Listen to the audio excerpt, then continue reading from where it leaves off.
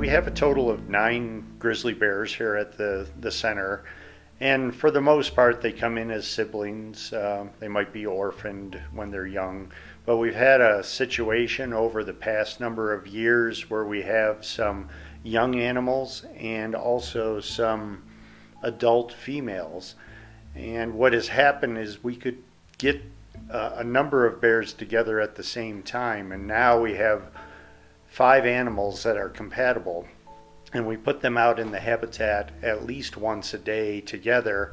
And what you get to see is a lot of different behaviors that we don't normally see when there's just 2 bears, because there's a lot of play behavior, because there's 2 2-year-old cubs and there's a 5-year-old subadult male, and those 3 really like to play.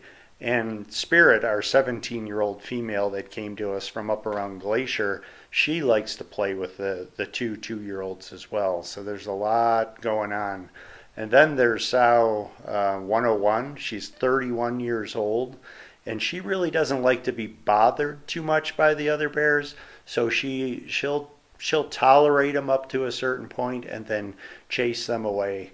And then our 5-year-old subadult Coram really doesn't get along really well with Spirit, so you see a little bit of behavior there where they avoid each other. But for the most part, they're very compatible, and there's a lot to watch during that time that they're out.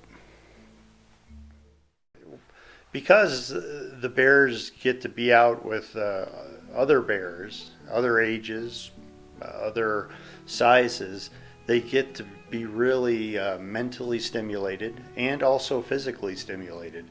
Not only by the play behavior and the running around, chasing, searching for food, but they never know what bear is going to be out there with them. So there's certain social interactions and social behaviors that are elicited by these bears being out together, which makes for a very interesting and educational experience for the visitor. But it's a great experience for the bears as well, because they're being stimulated in many different ways, and that's good for them in a captive situation. A lot of people think that bears are relatively solitary. Sows are out there with cubs or yearlings, 2-year-olds, and that's it. And then, of course, during breeding time. But there are cases where bears come together if there's a large food source, if there's a lot available. So the risk is overweighed by the benefit. And that's kind of the situation we like to replicate here at the center. We put a lot of what we would consider low quality food out there, a lot of produce for them to find, and they tolerate each other because there's not competition over a big item. Like in Yellowstone Park, you might find a lot of bears competing over a bison carcass that they found that didn't survive the winter.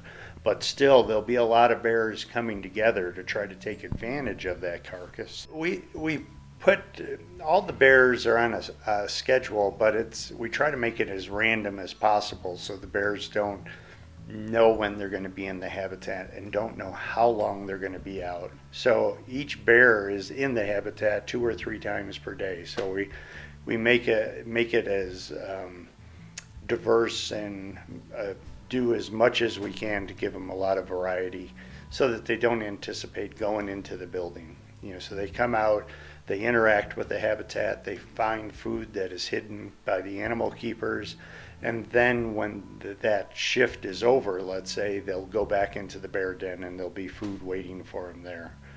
So again, we just try to make it as diverse as possible and as random as possible for the bears here.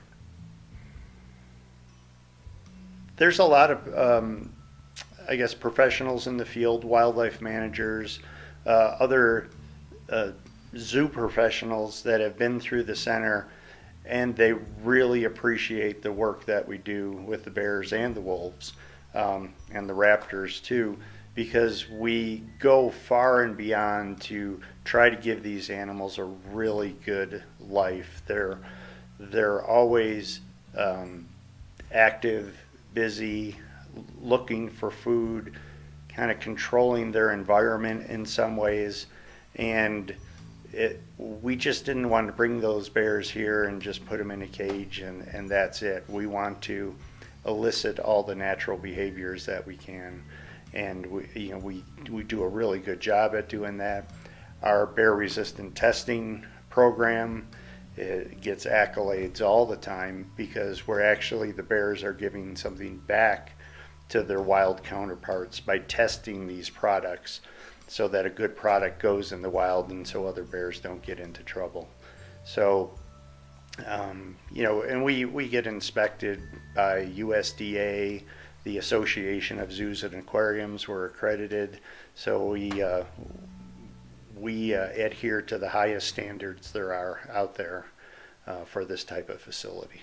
Well, I think if they see the 5 bears together, their chances of finding a greater appreciation for grizzly bears, any kind of bear, wildlife, I think is enhanced because there's so much to observe and experience with those 5 bears together. All the different behaviors, all the different interactions, whether it's bears playing or running or swimming or chasing each other, there's a lot to take in. I mean, even if they're playing and running after each other, you can see a bear run 25 to 30 miles right in front of you. You can actually feel it as they run by. So there's a lot to take in when those 5 are out there together.